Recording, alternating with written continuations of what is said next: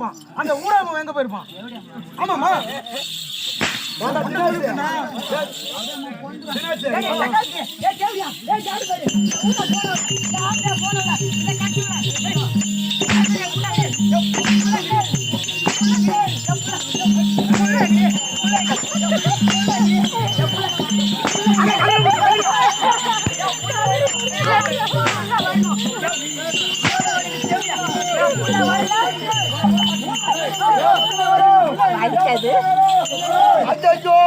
மோசம்